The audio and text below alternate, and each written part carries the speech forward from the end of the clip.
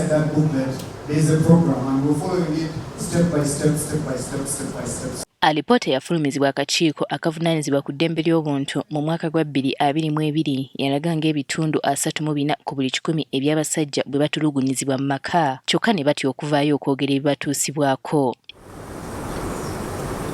Ekyennaku ebitongole ebisinga mu ggwanga bifaayo nnyo okulwanirira abakazi abayita mu mbeera eno abasajja ne basulwa ettale ekiviiriddeko abangi okwejja mu bulamu bw'ensi ate abalala basalawo ne balekulira amaka ne bagenda okutandika obulamu awalala. Abasinga basalawo okugenda n'abaana baabwe ekyongedde ku muwendo gw'abasingle fathers mu ggwanga.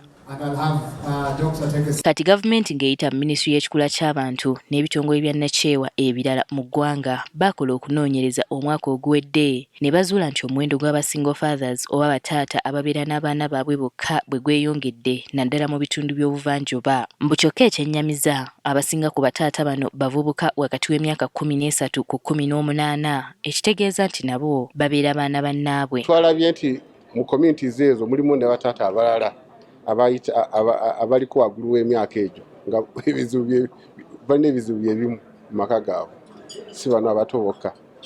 Kati olwazuula kino minisitule y'ekikula ky'abantu nebakana n'omulimu ogw'okulaba butya bwe basobola okuyamba bataata bano okubeera mu bulamu bw'abaana baabwe nga n'obuvunaanyizibwa bwabwe tebabusuuliridde.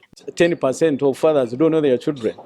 That's very strange. 45 are not connected to their children emotionally. 45% don't contribute financially.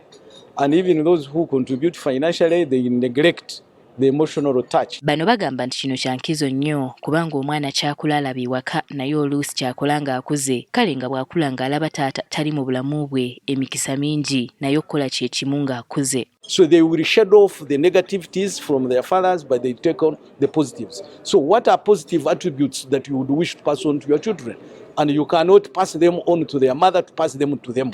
You must be there physically. Ku muwendo gw'abasingle fathers ogweyongedde ensangi zino bannakyewa bakitadde ku basinga okutandika obufumbo nga tebeetegese kale nga we batuuka eyo ne bitatambula nga bwe baabisuubira ng'amaka gasasika. Most young men, 25, 28, 27, even 32, 35, when they get out of university or any level of institution, or when even those who are not in school, when they get their money and they feel it is time to marry, sometimes they get disappointed within a short time after getting married.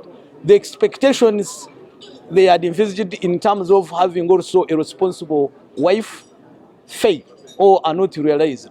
They end up saying, we have only one child, why can't I move on? Bagamba nti n'obutabanguko bwe busukka mu maka kikosa ebyenfuna by'amaka anti buli kasente ke mufuna kaggweera mu ddwaliro. Abantu ababadde nti bagenda okukola babadde waka batandika okulwana ne badda mu mbeera ng'eyo eggwanga likola losi y'amaanyi nnyo nti abantu tebabeera productive,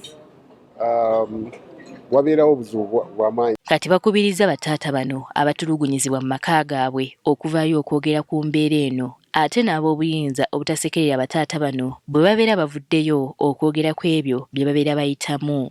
Ageze ku poliisi naye nga bamusekera bagamba gwe toli musajja tekisoboka omusajja bakukuba batya. So abasajja baba batya okuvaayo. Kati bannakyewa bano bagamba nti enteekateeka eno yakubunyisibwa eggwanga lyonna mu kaweefube gwe balimu ow'okulwanyisa obutabanguko mu maka. Winnie Tessa Nakayinja, Agafeyo, ku Spark TV.